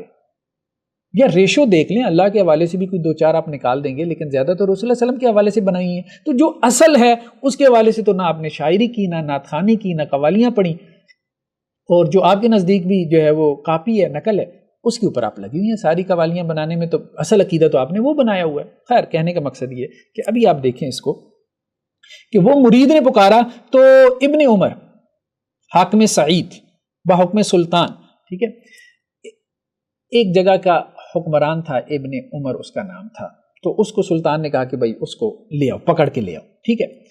تو سلطان کے حکم سے ابن عمر کو، جو کسی مقام کا کسی جگہ کا حاکم تھا، مقامی حاکم تھا، تو اس کو پکڑ کے لے کے جا رہے تھے سلطان کے حکم سے. تو اس نے جب اس کو دیکھا مرید کو کہ وہ سید محمد غمری کو پکار رہا ہے، تو اس نے اس سے پوچھا کہ بھائی یہ سیدی محمد کون ہے؟ تو اس نے کہا بھائی میرے شیخ ہیں. تو اس پہ ابن عمر نے بھی کہا کہ میں بھی ان کو پکارتا ہوں، تو میں ذلیل بھی کہتا ہوں یا سیدی یا غمری لاحقنی، اے میرے سردار، اے میرے غمری مجھ پہ نظر عنایت کرو. ان کا یہ کہنا تھا کہ حضرت سیدی محمد غمری رضی اللہ عنہ تشریف لائے اور مدد فرمائی کی بادشاہ اور اس کے لشکریوں کی جان پر بن گئی. مجبورانہ ابن عمر کو خلعت دے کر رخصت کیا. سید محمد غمری تشریف لائے، نہ صرف سنا بلکہ اس بندے کے ایک دفعہ پکارنے پہ تشریف بھی لائے. کتنے لوگ داتا صاحب کو پکارتے ہوں گے؟ اس عقیدے کے حامل ہیں نا میجورٹی بریلویوں کی. کتنے پکارتے ہوں گے داتا صاحب؟ آتے ہیں داتا صاحب، جھوٹی قصے کہانیاں. شاہ عبد القادر جیلانی آتے ہیں، جھوٹی قصے کہانیاں. کسی کے پاس آتا ہے بھی ہے تو شیطان اور جن آتا ہے ان کی شکل میں، وہ بھی خواب میں. یہ کیا ہے سارا؟ مطلب کن چیزوں کے اوپر آپ نے یہ کھڑا کیا ہوا ہے؟ یہ باتیں کوئی ماننے والی ہیں؟ کس طرح کوئی بندہ جو ہے وہ ٹریول کر کے آ جاتا ہے، آپ اس کو پکارتے ہیں. اس وقت کی ایک قصہ کہانی، اس کے بعد کب ہوا ہے؟ یہ آج ہو رہا ہے. اچھا، اس طرح اگلا واقعہ دیکھیں. سیدی شمس الدین محمد حنفی رضی اللہ عنہ اپنے حجرے خلوت میں وضو فرما رہے تھے. ناگاہ ایک کھڑاؤں مطلب جوتا جس کے اندر لکڑی ہوتی ہے نا، اس کو جو ہے نا لکڑی کا فریم ہو، اس جوتے کو کھڑاؤں کہتے ہیں. ہوا پر پھینکی کے غائب ہو گئی، یعنی انہوں نے اپنے حجرہ سے کھڑاؤں اپنا جوتا پھینکا جو غائب ہو گیا. تو حجرے میں کوئی راہ اس کی ہوا پر جانے کی نہ تھی۔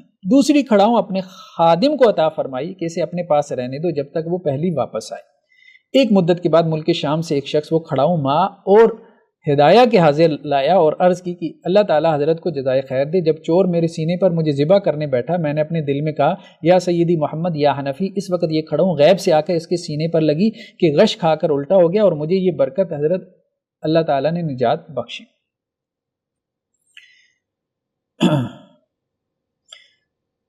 اب دیکھیں کیا ہے کہ ایک صاحب نے جو ہے وہ چور آیا، کہانی کیا سٹوری کیا، چور آیا اور ان کے سینے پہ بیٹھا، ان کو ذبح کرنے لگا، تو انہوں نے پکارا یا سیدی محمد یا حنفی، تو یا سیدی یا محمد حنفی پتہ نہیں کہاں تھے، ٹھیک ہے، اور یہ تو ملک شام میں تھا اور وہ پتہ نہیں کہاں پر تھے، خیر، اور انہوں نے اپنے حجرے سے ایک جوتا اتار کے پھینکا، وہ جوتا آ کے اس کو لگا ہے چور کو اور وہ غش کھا کے گر گیا، ٹھیک ہے، اور وہ پھر بندہ جو ہے وہ پھر حضرت سیدی محمد حنفی کے پاس آیا اور ان کا جوتا لے کے، یار کیا بات ہے، قسم سے کیا بات ہے، مطلب اللہ کو آپ پکاریں، اللہ کو آپ پکاریں، اللہ تعالیٰ اس طرح جو ہے وہ غیب سے آپ کی مدد کر دے، بات سمجھ میں بھی آتی ہے۔ یہ قصے آپ کیوں نہیں عام کرتے؟ وہ بھئی اللہ آپ کی مدد نہیں کرتا، آپ کے پاس کیا اس قسم کے قصے نہیں ہیں کہ آپ نے اللہ کو پکارو اللہ نے آپ کی مدد کی ہو؟ اگر اللہ آپ کی مدد نہیں کر رہا اور اس طرح سے آپ کی مدد ہو رہی ہے، اللہ کو آپ پکارتے جا رہے ہیں، اللہ آپ کی مدد نہیں کر رہا اور اس طرح سے آپ کی مدد ہو رہی ہے، تو سمجھیں کہ یہ شیطان کر رہے ہیں، ویسے ہو بھی نہیں رہی۔ مطلب آج اگر کوئی پیر صاحب جوتا پھینکے، کتنے پیر ہوں گے آج، کتنی خانقاہیں ہیں آپ کی، کوئی جوتا پھینکے نہ ذرا اس طرح سے۔ ہاں کچھ ایکٹرز ہیں وہ نظر بھی آتے ہیں سوشل میڈیا پہ، شف ہیں، وہ جوتا دکھاتے ہیں اور اگلے کے جنات نکالتے ہیں۔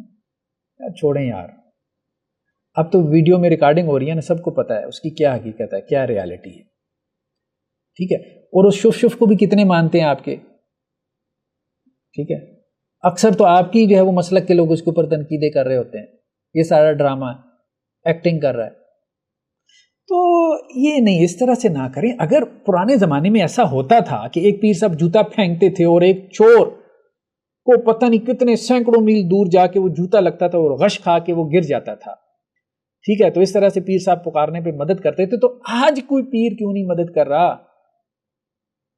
وہ بھئی آج مرید جو ہیں وہ پیروں کو پکارتے ہیں، تو آج جتنے لوگ وہاں جو ہے وہ جا کے درباروں پہ نظر و نیاز دیتے ہیں، ٹھیک ہے، تو ان کی اس طرح سے مدد ہوتی ہے؟ آج کوئی واقعہ رپورٹ ہو، میڈیا کے اندر آئے کہ اس طرح سے ہو رہا ہے، کوئی نہیں، جب سے کیمرے آئے ہیں سب کچھ یہ ساری جو ہے وہ حقیقت کھل گئی ہے، تو یہ نہ کریں، اس طرح سے نہ کریں۔ یہ بیسیکلی آپ ایک بات تو یہ کہ یہ امپاسبل ہے، ساری جھوٹی قصے کہانیاں من گڑت، کوئی سند ہے ہی نہیں، اگر ہوتی، اگر کچھ ایسا ہوتا تو آج بھی ہو رہا ہوتا، آج بھی ہو رہا ہوتا، ٹھیک ہے، تو یہ ایسی ہے جیسے کوئی دعویٰ کرتے میں مریخ سے آیا ہوں، بھائی اگر اس وقت جا سکتے تھے تو آج بھی جا سکتے ہو، آج بھی ہو آپ۔ تو کہنے کا مقصد یہ ہے کہ یہ اللہ کے لیے یہ بات ثابت ہے کہ جہاں سے اس کو پکارو تو اللہ تعالیٰ سنتا ہے، جہاں سے اس کو پکارو، ٹھیک ہے، بندہ اس طرح سے نہیں سن سکتا۔ بندے کے لیے اگر آپ اس طرح سے قوت سماعت ثابت کریں گے تو آپ شرک کریں گے، واضح طور پہ آپ شرک کریں گے۔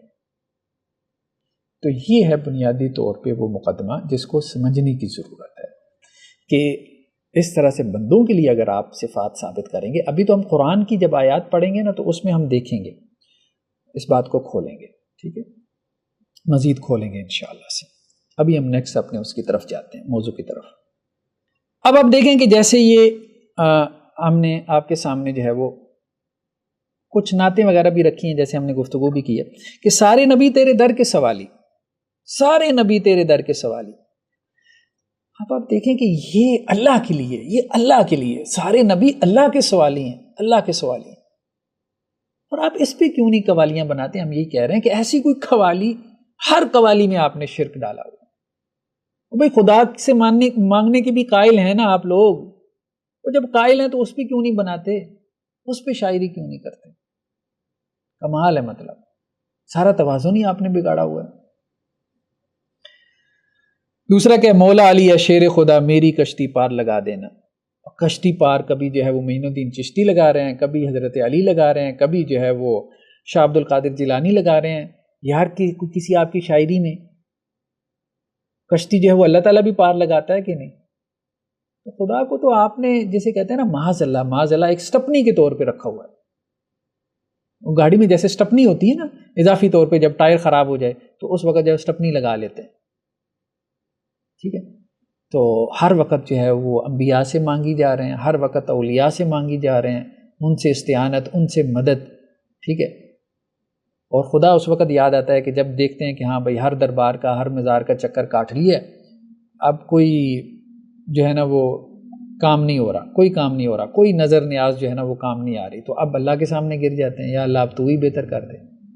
یہی اللہ کو سٹپنی بنانا ہے. وہ اپنے اس رویے کے اوپر ذرا غور کریں کہ یہ جو عدم توازن آپ نے پیدا کر دیا ہے کہ جو قوالی، جو نعت آپ اٹھا کے دیکھیں اس میں جو ہے وہ اللہ سے مانگنے کا کوئی تصور ہی نہیں ملتا، 2-4% بھی نہیں ہے. یہ کہاں سے آ گیا؟ تو بہرحال ہم اب اگلی قسم کی طرف جاتے ہیں، وہ کیا ہے؟ شرک فی الاختیارات، اختیارات میں شرک. ٹھیک ہے، اب یہاں پہ بھی دیکھیں ذاتی اور عطائی کی بات ہے. یہاں پہ بھی بریلوی حضرات یہ کہتے ہیں کہ اللہ کے اختیارات ذاتی ہیں، بندوں کے عطائی ہیں. تو اللہ تعالیٰ نے جو ہے وہ بندوں کو اختیارات دے دیے، جبکہ اللہ تعالیٰ کہتے ہیں کہ نہیں دیے. یہ آیت دیکھیں، واللہ فضل بعضکم علی بعض فی الرزق، دیکھو اللہ نے تم میں سے بعض کو بعض پہ رزق میں فضیلت دی ہے، یعنی کسی کو اللہ نے زیادہ رزق دیا، کسی کو اللہ نے کم رزق دیا. ٹھیک ہے، اب اہم بات کیا ہے؟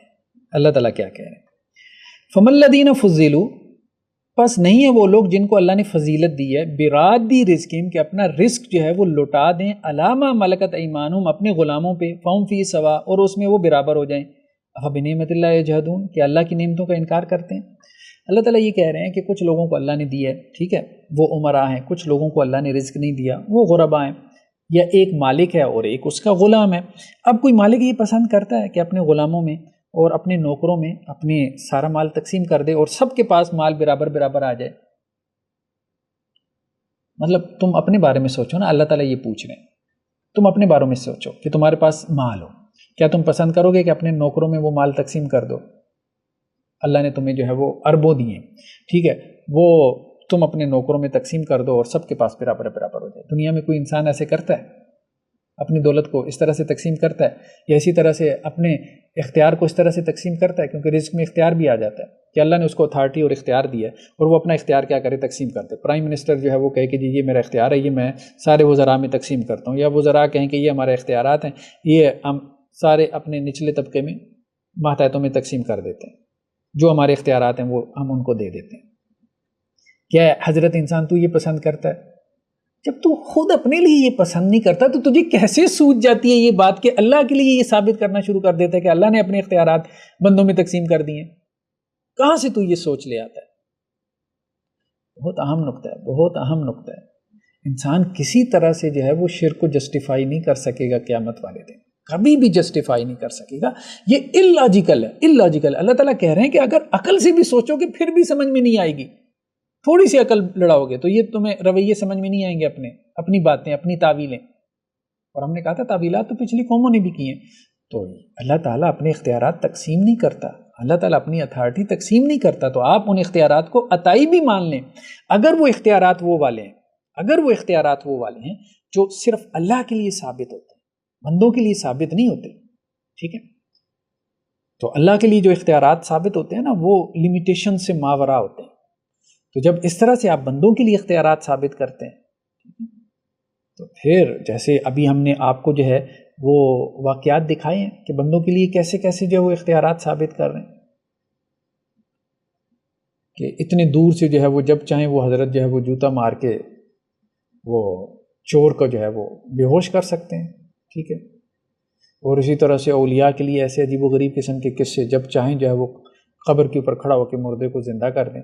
آج کوئی زندہ نہیں کرتا مردے کو، سارے سائنسٹسٹ ملک جو ہے وہ ایمان لے آئیں آج اگر کوئی زندہ کر دے. باقی دیکھیں بات یہ ہے کہ حضرت عیسیٰ علیہ السلام نے کیا، بالکل کیا، ہم مانتے ہیں، لیکن وہ قرآن میں آ گیا نا اس لیے مانتے ہیں. اب اس کا مطلب یہ تو نہیں کہ ہر بات کو مان لیں.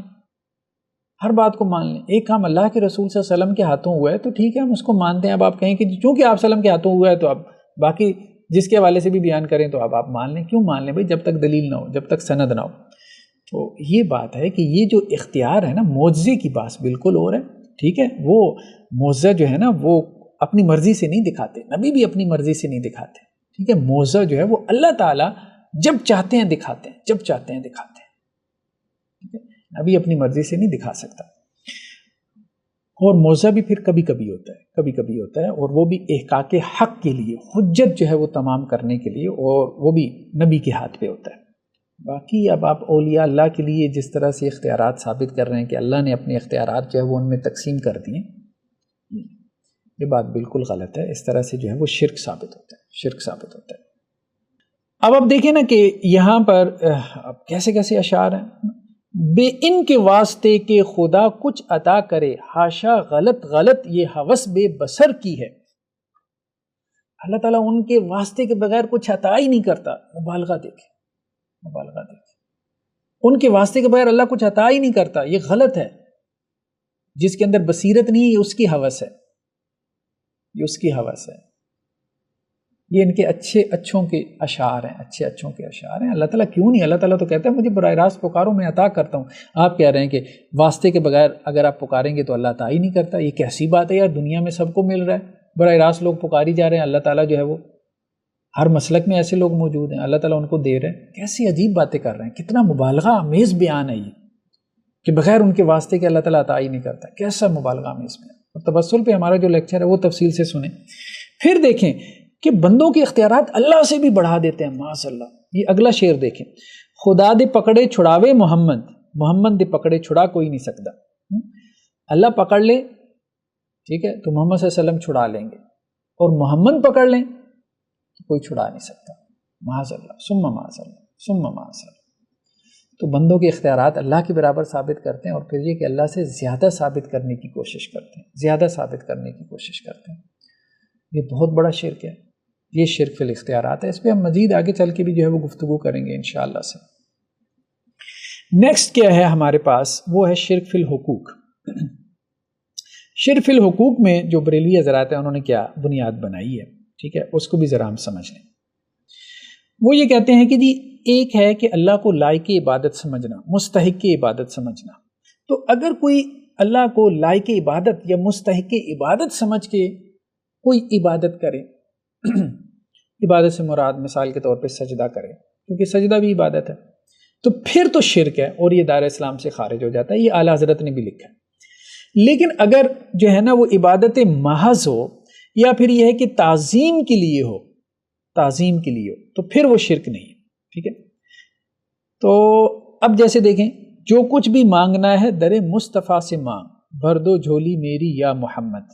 یہ دو مختلف آپ کہہ لیں کہ اب وہی بات آ گئی کہ جی جو کچھ بھی مانگنا ہے در مصطفیٰ سے مانگ. کبھی در خدا سے مانگ، کوئی ایسی نعت بھی لے آئیں، اللہ کرے کہ یہ لے آئیں.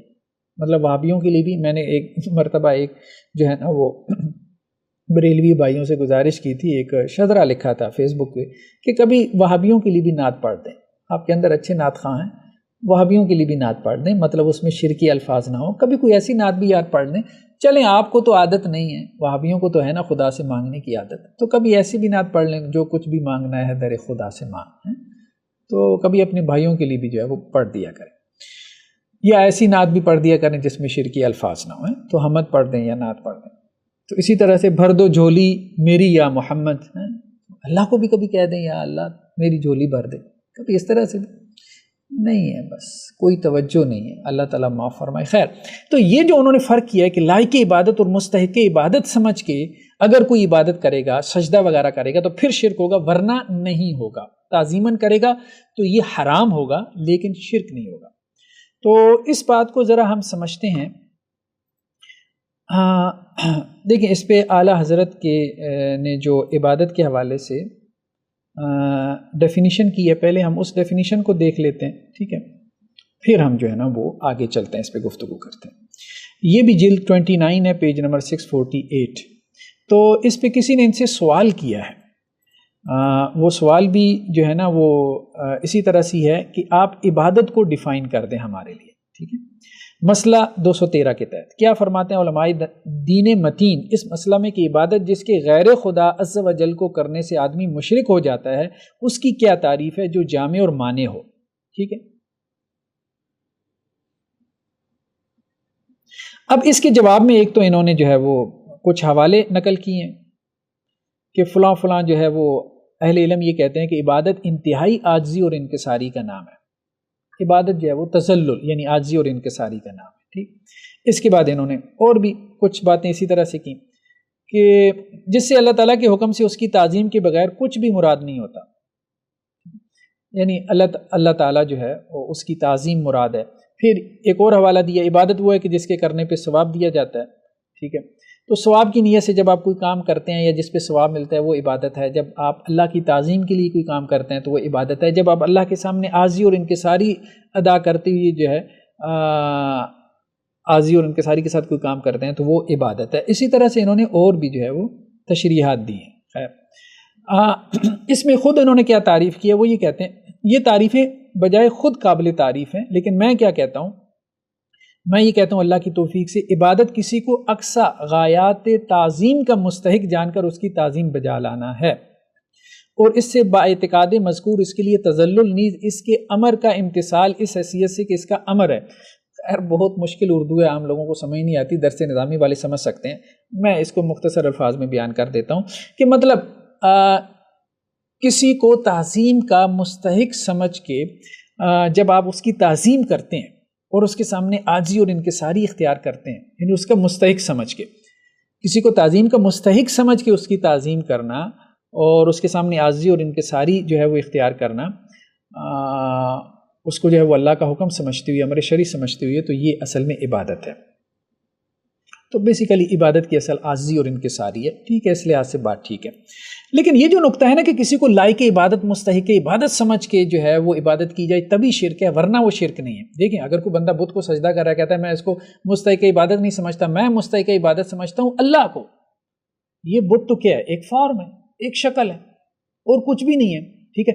جیسے ہزاروں جو دریا، یہ باقاعدہ فلسفی ہے ہندو مت میں. آپ کو میں نے لاسٹ لیکچر میں کچھ ان کے کوٹیشنز دکھائی تھی ان کے فلاسفرز کی، کہ جس طرح ہزاروں دریا جو ہے وہ ایک سمندر کی طرف اشارہ کرتے ہیں، اسی طرح یہ جتنے بت ہیں یہ ایک کی طرف اشارہ کرتے ہیں. ٹھیک ہے. تو یہ بت کچھ بھی نہیں ہے. جس طرح ہزاروں دریا مل کے ایک سمندر بناتے ہیں تو یہ سارے مل کے ایک خدا بنا رہے ہیں. تو ہندوؤں میں بھی یہ فلسفی ہے. وہ کہتے ہیں کہ جی یہ بت مستحق عبادت تو نہیں ہے، یہ تو مٹی کا پتھر کا بنا ہوا ہے، ہم اس کو پیدا کرتے ہیں، خود ہی بناتے ہیں. ٹھیک ہے. یہ کہاں سے مستحق عبادت ہو گیا؟ کسی ہندو سے پوچھیں، اس کی مت ماری ہے، وہ کہے کہ جی یہ بت مستحق عبادت ہے. وہ اس کو مستحق عبادت کہاں سے سمجھے گا؟ وہ بت کو جس کو اپنے ہاتھ سے بناتا ہے. ٹھیک ہے. کہنے کا مقصد یہ ہے کہ اور اس کو اٹھا کے توڑ بھی دیتا ہے، یہ نہیں ہے، وہ اس کو مستحق عبادت نہیں سمجھتا. اصل بات یہ ہے کہ جس طرح اللہ کی عبادت کی جاتی ہے اسی طرح کسی بندے کی عبادت کی جائے تو یہ شرک ہے. یہ شرک ہے. جو عبادت اللہ کے لیے روا ہے جیسے سجدہ، وہ جب بندے کے لیے کیا جائے تو یہ شرک ہے. شریعت نے اس سے منع کر دیا، آپ صلی اللہ علیہ وسلم نے بھی منع کر دیا، تو یہ شرک ہے اصل میں.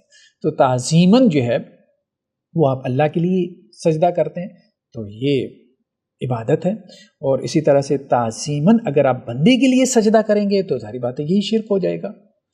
اور عبادت اصل میں عبادت کیا ہے؟ دیکھیں بات یہ ہے کہ عبادت کی تعریفات بہت زیادہ کی گئی ہیں، تذلل، عاجزی، انکساری، محبت کے ساتھ اللہ کی اطاعت اور فرما برداری. لیکن قرآن کیا کہتا ہے؟ ہم نے تو اصل میں قرآن کے اوپر اپنی نقطہ نظر کی بنیاد رکھنی ہے نا.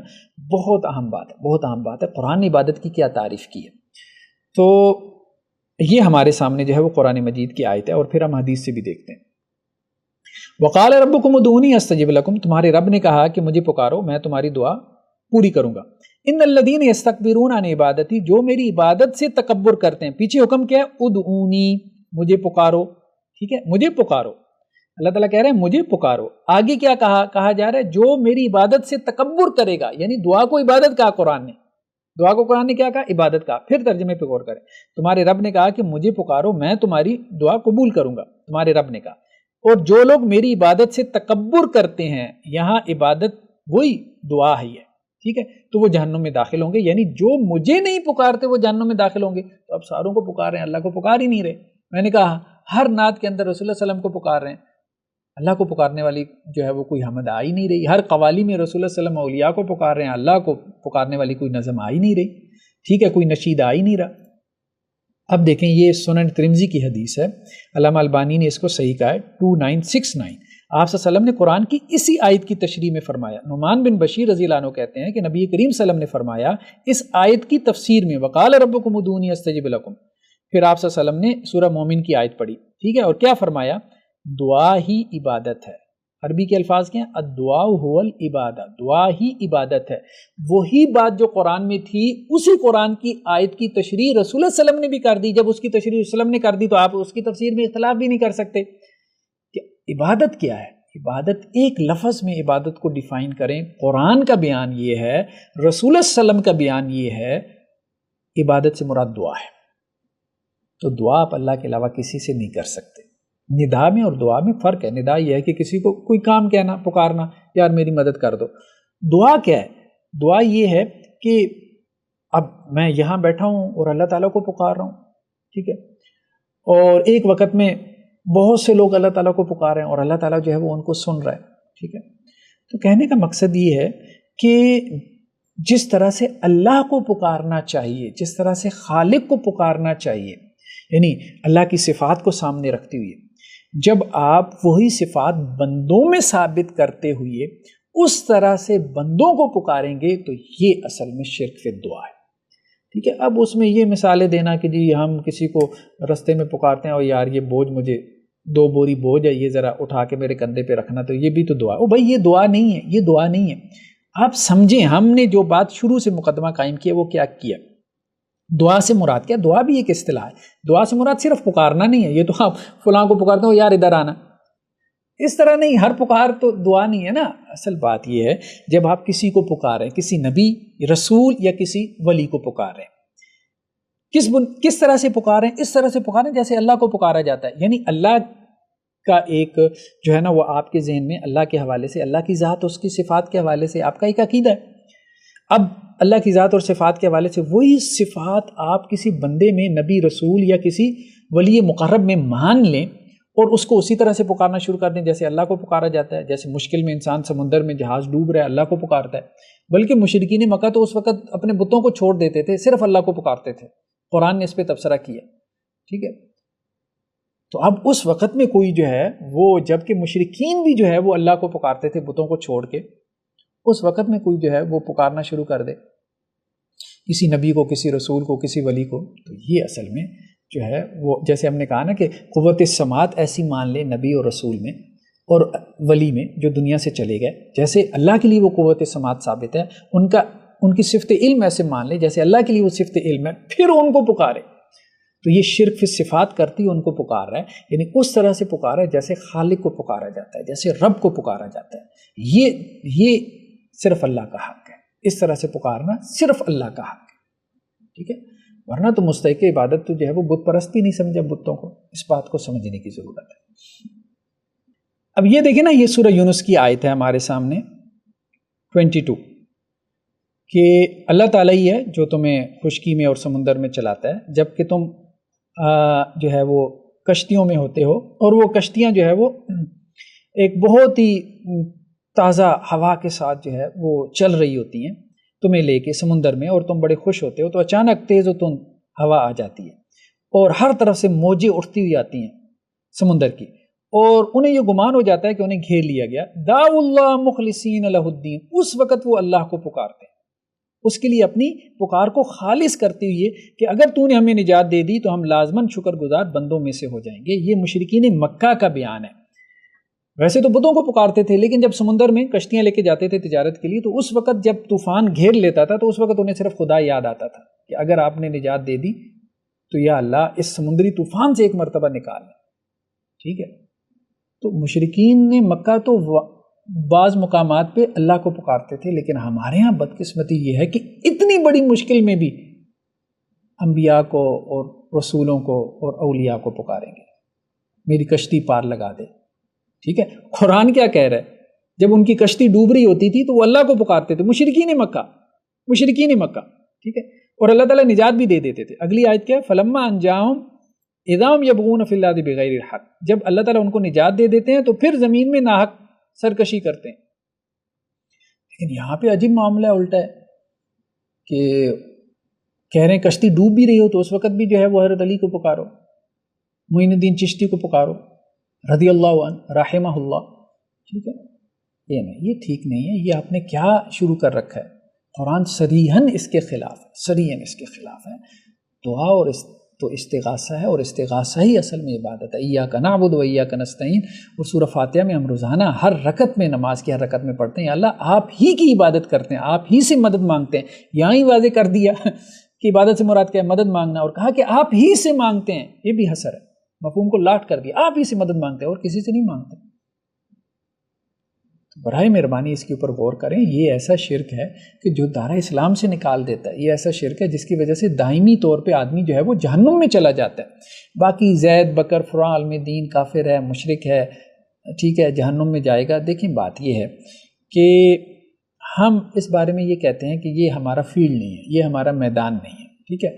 ہم کسی کو نہ تو جنت کا سرٹیفکیٹ دیتے ہیں، نہ ہی ہم جو ہے وہ کوئی جہنم کے داروغے ہیں کہ لوگوں کے بارے میں یہ باتیں کہیں کہ جی وہ جہنمی ہیں۔ ہم یہ بات کہہ سکتے ہیں جو کتاب و سنت نے کہی کہ یہ اعمال ہیں، یہ کفر ہے، یہ شرک ہے، یہ قرآن میں آ گیا، یہ حدیث میں آ گیا، اور قرآن نے یہ بھی کہہ دیا کہ جو یہ کفر، جو یہ شرک کرے گا تو وہ دائرہ اسلام سے خارج ہو جاتا ہے، اور قرآن نے اور حدیث نے یہ بھی کہہ دیا کہ جو ایسا کفر اور شرک کرے گا تو وہ دائمی طور پہ جہنم میں رہے گا، ہمیشہ جہنم میں رہے گا، اس کے اوپر جنت حرام ہے۔ یہ بات ہم کہہ سکتے ہیں۔ باقی کسی اسپیسیفک پرسن کا کیا معاملہ ہے، زید بکر عمر، وہ اللہ بہتر جانتا ہے، اللہ بہتر جانتا ہے۔ یا پھر یہ کہ اگر علماء کا کنسنسس ہو جائے تو اجماع ہو جائے تو پھر آپ جو ہے وہ کہہ سکتے ہیں کہ جی اب چونکہ علماء کا اتفاق ہو گیا کسی جماعت کے کافر ہونے پہ تو اس کو کافر ماننے میں کوئی حرج نہیں ہے، ٹھیک ہے؟ اس کو آپ کافر کہہ سکتے ہیں، جیسے قادیانی ہے، سب کا اتفاق ہے، ہمارے آئین میں ہے کہ وہ دائرہ اسلام سے خارج ہے، وہ ٹھیک ہے۔ لیکن جن کے بارے میں علماء کا اختلاف ہے کہ وہ کافر ہیں، مشرک ہیں کہ نہیں ہیں، ظاہری بات ہے جب علماء کا اختلاف ہے تو اس میں آپ کسی کو کیا مجبور کر سکتے ہیں؟ سب کے پاس اپنی اپنی دلیل ہے، اپنی اپنی رائے، تو وہ اپنی اپنی رائے کے مطابق جو ہے وہ دیکھیں۔ اب اعلیٰ حضرت نے اگر فتوے لگائے ہیں کفر اور شرک کے تو ان پہ بھی لوگوں نے ان کو بھی کافر اور مشرک بنایا اور سمجھتے ہیں، ٹھیک ہے، لوگ ان کو بھی سمجھتے ہیں، تو ٹھیک ہے، وہ تو چل ہی رہا ہے۔ لیکن ہم یہ کہہ رہے ہیں کہ بس کفر اور شرک کو ہمیں واضح کرنا چاہیے۔ فتویٰ لگانے سے نا ایک ری ایکشن پیدا ہوتا ہے اور اگلا جو ہے وہ آپ کی بات کو غور سے سنتا نہیں ہے، ٹھیک ہے؟ تو یہ بات ہے۔ جزاکم اللہ خیرہ۔ اب ہم نیکسٹ جو ہے وہ ایپیسوڈ کے اندر ہم ڈسکس کریں گے اس بات کو کہ قرآن میں جو شرک کا تصور ہے اس کو ہم تفصیل سے بیان کریں گے۔ السلام علیکم ورحمۃ اللہ وبرکاتہ۔